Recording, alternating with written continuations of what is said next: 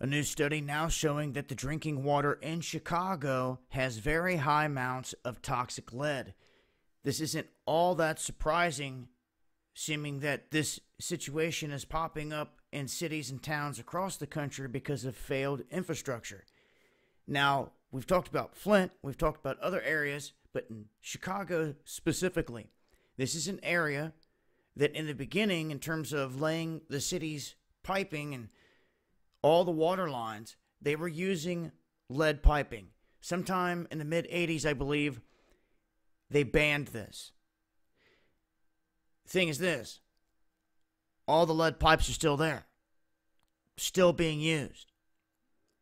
And they can be replaced, but they have to be replaced at the homeowner's expense at this point.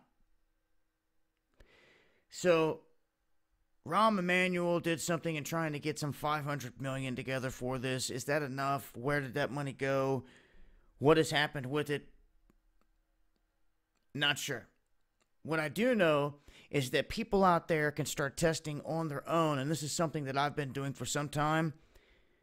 Anytime I'm traveling across the country going to this spot or that spot, I always stop and test for different things in the water, whether it's at a hotel, a river, a lake, the ocean, inlets, anything.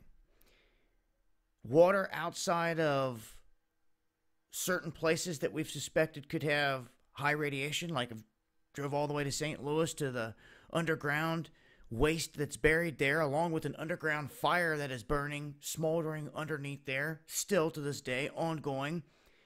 It's things like that that we need to stay on top of and be testing out here, and I'm going to continue to test as much as possible. And you can too if you visit HANA. It is a site that deals with instruments you can use to test things like fluoride and lead and other contaminants that are in water. And it does so pretty darn good. It gives you a better bead of what you're bathing in, what you're drinking, and all that. But in terms of Chicago, I'm going to leave a link here that's got a video clip that you can watch that goes through some of the numbers, the findings, and what they're doing.